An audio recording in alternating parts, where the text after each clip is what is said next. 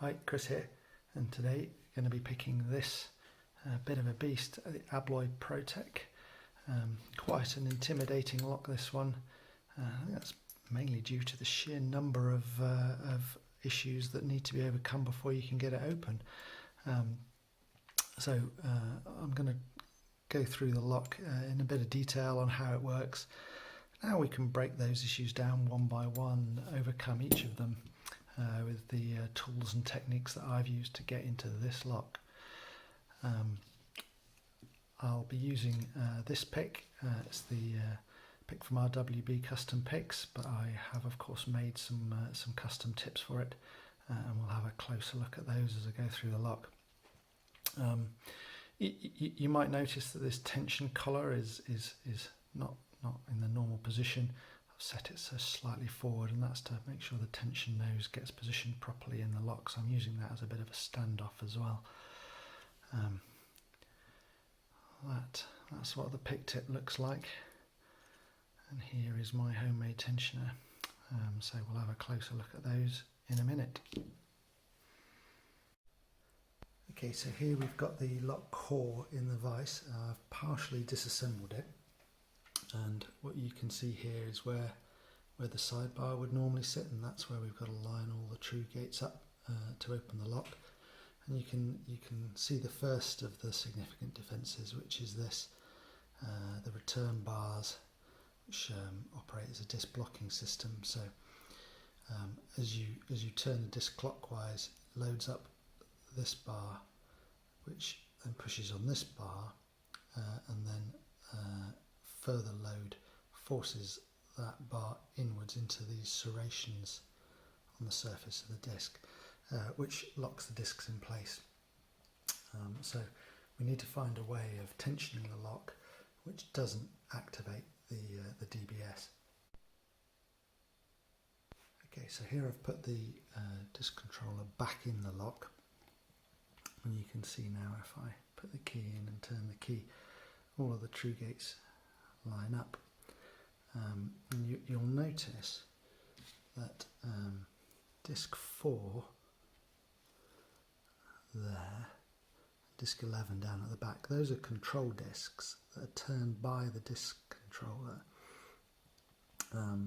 They've only got one true gate in them. They need to be rotated so the gate aligns to the sidebar before you can get any feedback from the other discs, or any decent feedback from the other discs, I should say. But actually what you'll see is that because they've got a ramp to push the sidebar back out again, those gates are a little bit wider than some of the other gates, or all of the other true gates. So it doesn't need to be rotated all the way. So what you can do to position everything is if you turn that just far enough to line the gates up with the sidebar,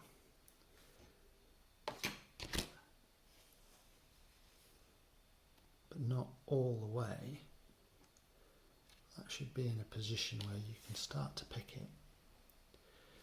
And you can see there that the return bars are touching, but this one hasn't actually been driven in. It's still loose. So if we can position all of that like that, and then tension the lock without loading up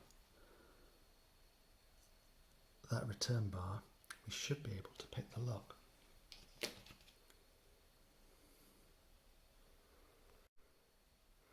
Okay, so I've fully rebuilt the core now, except the sidebar.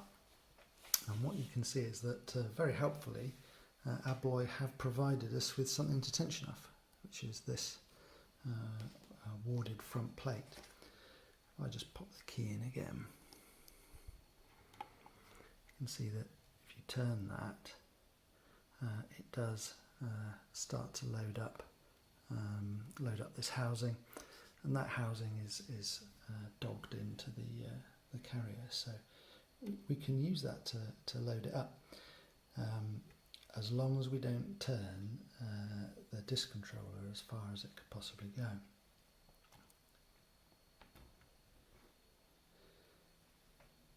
There is another obstacle to us doing that. If I just carefully take this plate off, you can see under here there's these two wafers which are called the Dolphin wafers, look like little dolphins. And you can see here that right now these are pushed out into the sides of this housing, and that stops the disc controller from turning. So when you're using the key, there's these little dimples in the key which line up with the fins on the Dolphin, or fins on the Dolphins rather, and they allow the Dolphins to move in like that, and release the disc controller from the housing. So to tension this, we want to load up the front plate, not force the Dolphins out, and ideally turn the disc controller to that perfect position where it's rotated most of the way, but not quite all of the way.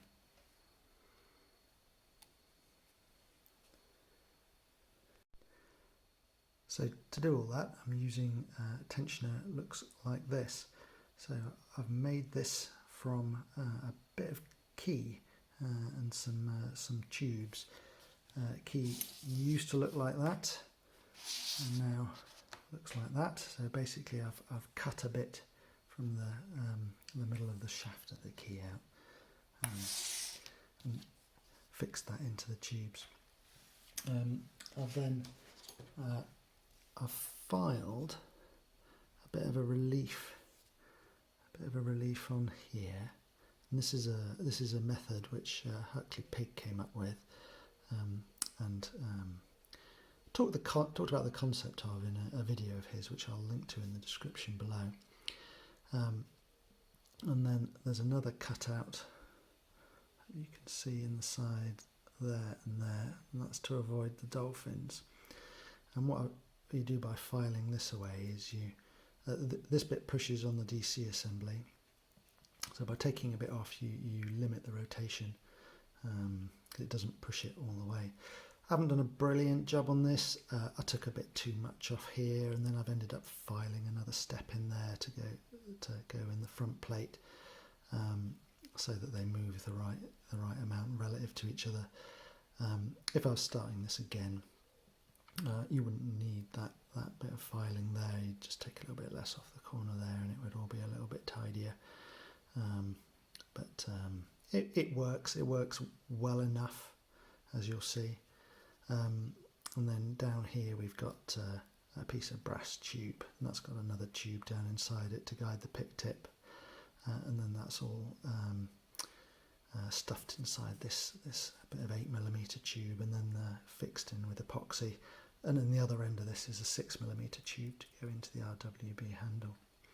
So it's not pretty, but totally doable at home with simple tools. I've done it, and it works. Now, this is quite difficult to do outside the lock, but I will give it a try.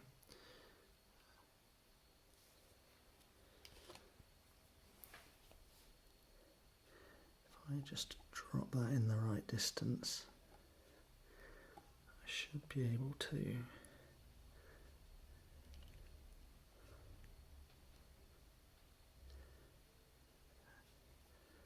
There we go.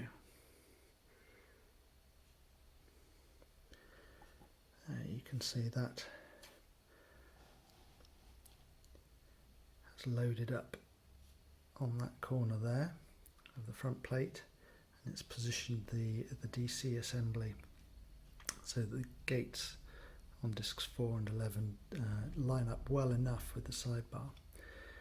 Now you could just load up the front plate, but what this tip does is it accurately positions the other gates on the control discs, and it also lets you counter rotate there. See, I'm counter rotating discs 4 and 11, and what that does is it uses the ramp on those discs to pop the sidebar out, which means that when you're picking you can be quite gentle and get a good feel, not having to force anything as you can move the discs around with the sidebar only lightly engaged and not locking in place.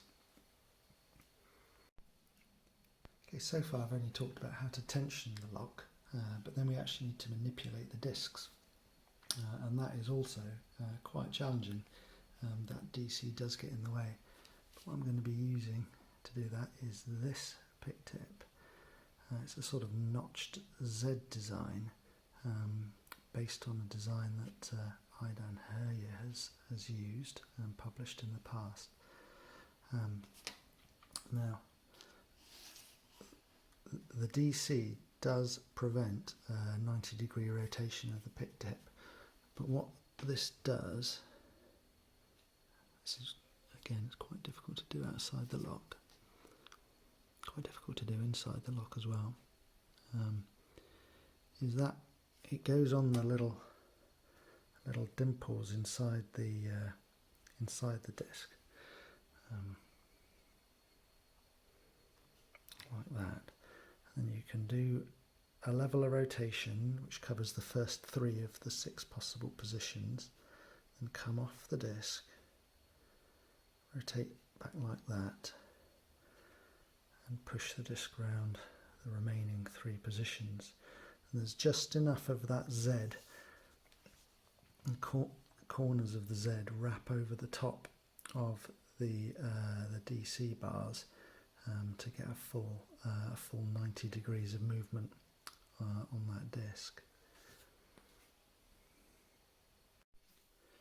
Okay, so here we've got the pick in the lock. I've loaded it up as if to tension it. Try and get the pick onto a disc if I can. There we go, so you can see that moving it just far enough. If I come off that disc,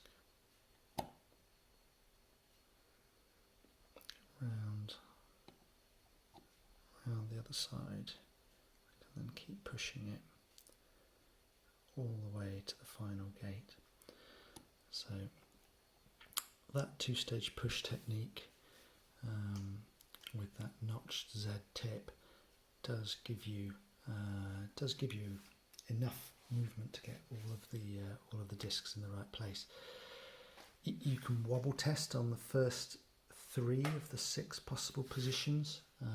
So what you'll see me doing when I go through the pick is starting off by just putting everything into a wide gate, because you can see you've got a mixture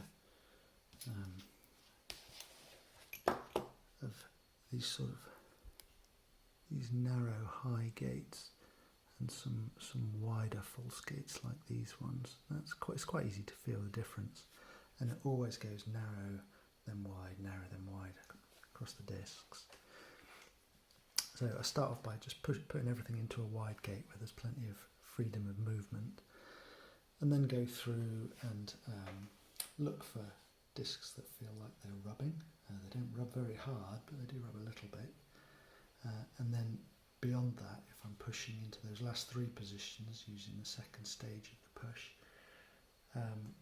really I'm relying on feeling it drop into the gate, and also testing adjacent discs to see whether moving the disc along has made that disc rub more, from which you can reasonably infer that you've correctly positioned it.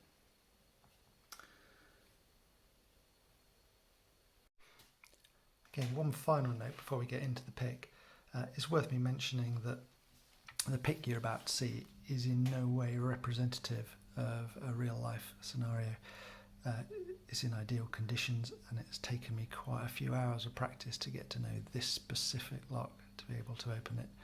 I think if I was presented with one of these blind, it would take me quite a few hours of work to get into it. And if it was in the wild, as it were, on a hasp or on a chain or something, I don't think I would have any chance at all of being able to open it. So bear that in mind while you're watching it. Okay, so here we are, we've got the lock in the vise. Here is the key. See, that's already removed the grub screw that holds the end cap on, just in case I break the tool. Don't want to destroy the lock, but that doesn't make any difference to the pick.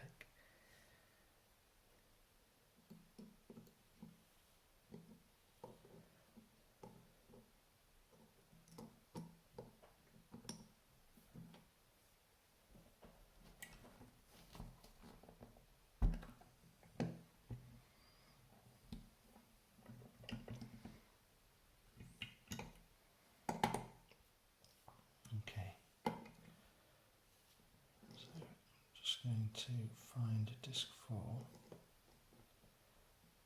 put the pick tip in disc 4 just so as I know it's not going to disturb anything. There we go. So we've got some tension on the lock now. I'm going to go back to disc 1 and start from there. So disc 1 needs moving on.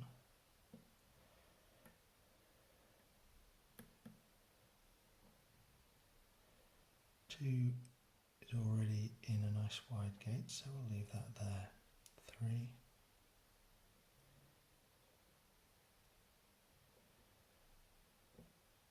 Yep, just move that into a wide gate. 4, we know, is a control disc.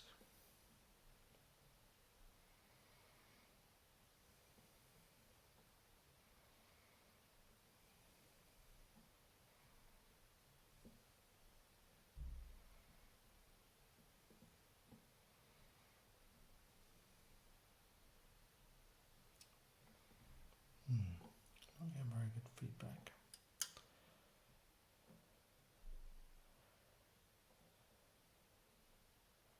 So let's get that back in disc 4 and put that on again.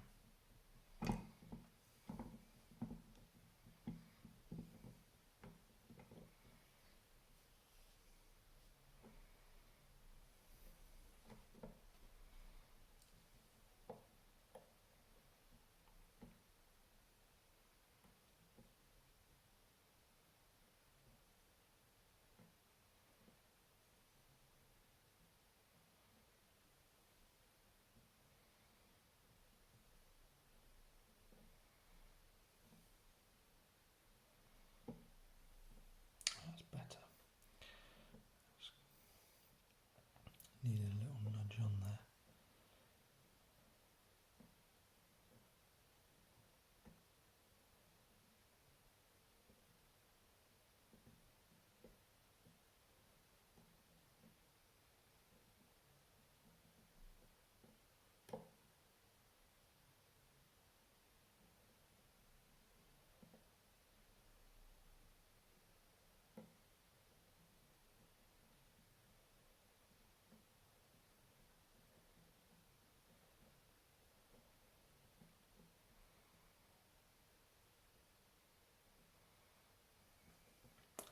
So 5 needs moving on.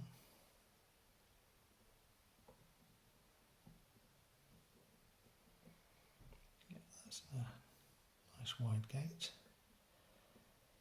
6. Yep, that needs moving on as well. Okay, that's in a wide gate. 7. Yeah, that's okay. 8. I think that's okay as well. 9. 10 should be okay.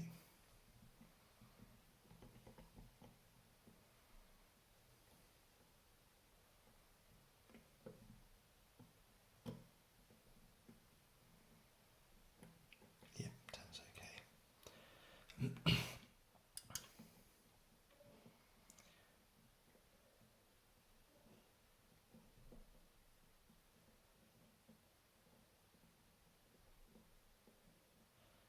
8 feels like it's rubbing, so I'll move that on. Narrow gate, wide gate, and that's nice and loose now. 7 feels fine.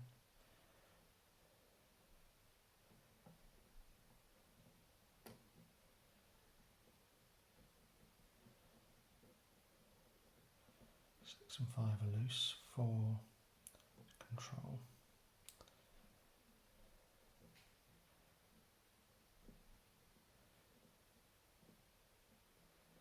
3 might need moving on. 2 definitely does.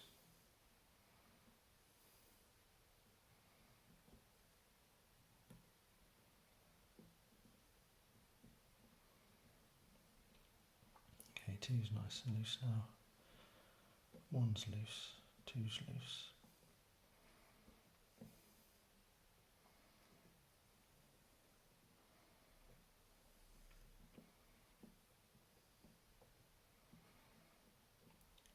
Three's rubbing now.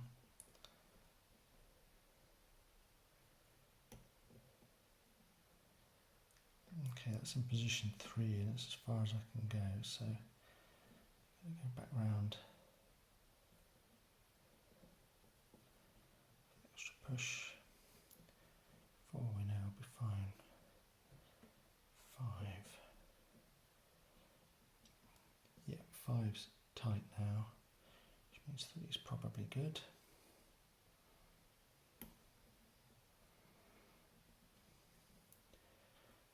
That's as far as I can go on 5, so around the back.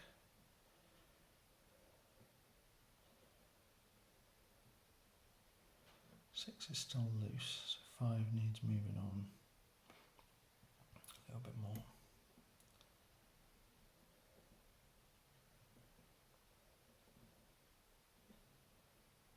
Okay, I think 5 has gone as far as it's going to go.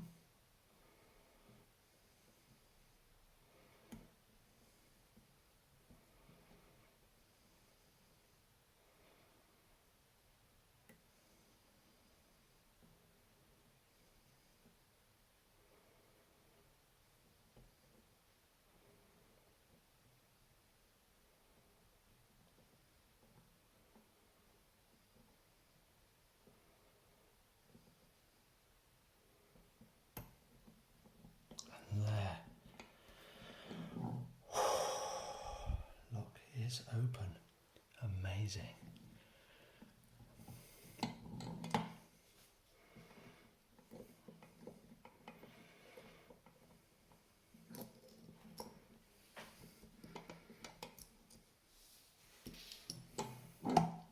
Fantastic.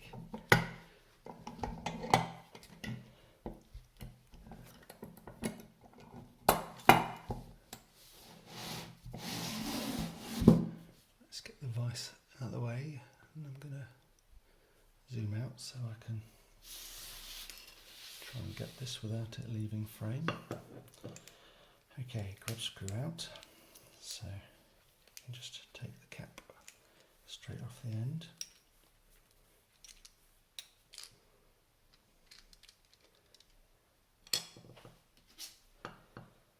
And we'll take the spinner off the front, and then you can drop the core out.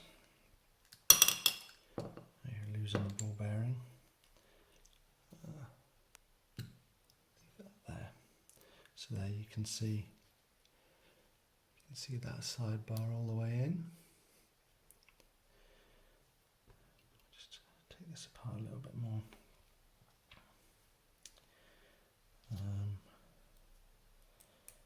So there's a spinner off the front, and got the housing. There's 2 dolphins.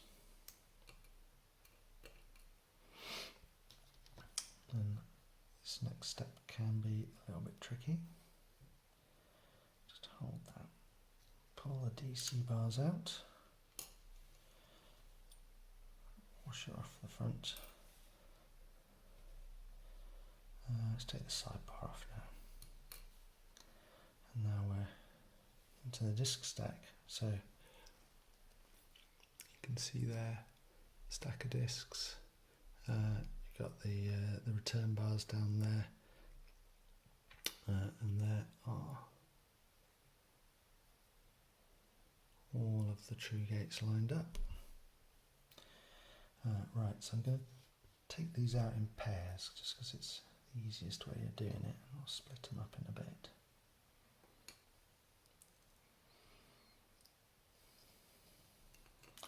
Taking out space around a disc together each time here.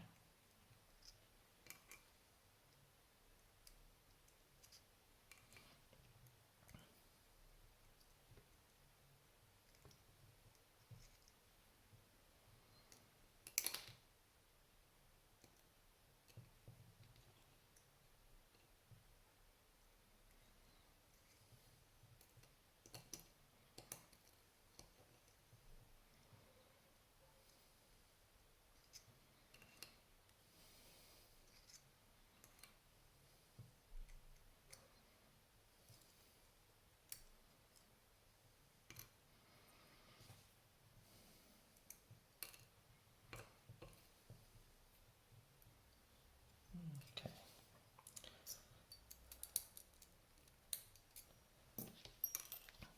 Yeah. Just a little guide from the back. Okay. Just to reposition that, you can zoom in a little bit more.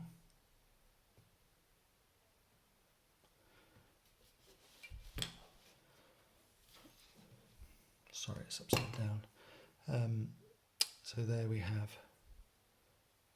the housing.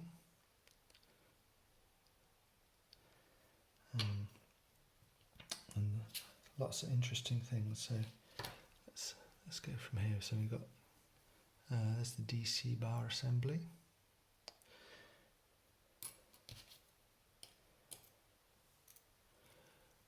There is front profile plate. Let's look at the Dolphins.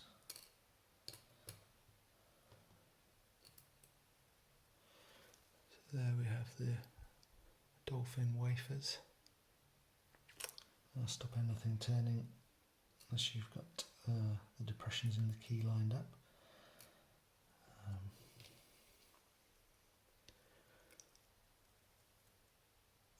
There's the sidebar, so you've got that square section sidebar.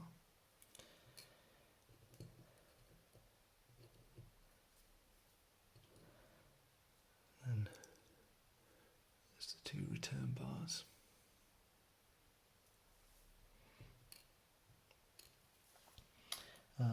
And discs, so we've got control disc,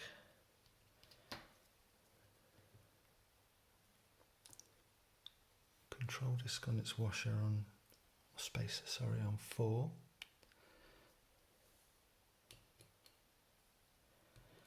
And I've got another control disc from the back of the lock, disc 11. And the rest of the discs, coat discs, all variations on this. So you can see we've got, it's bi-directional, the Protec, so you could use it in door cylinders and stuff. Obviously in a padlock it's only one way,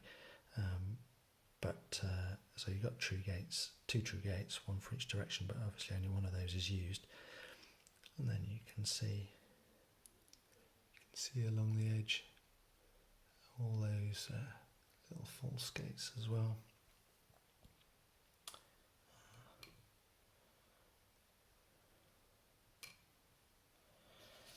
Okay, I think we've looked at everything of interest. I should show you the lock body as well, actually, shouldn't I? So there we go, there's the lock body. You can see the groove for the sidebar there. Let's pop out the other ball bearing.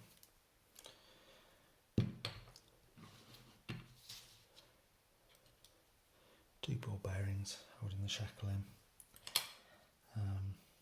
Yeah, okay, that's everything I think, so I'll just bring this lot up to the camera so you can get a better look at all those amazing discs.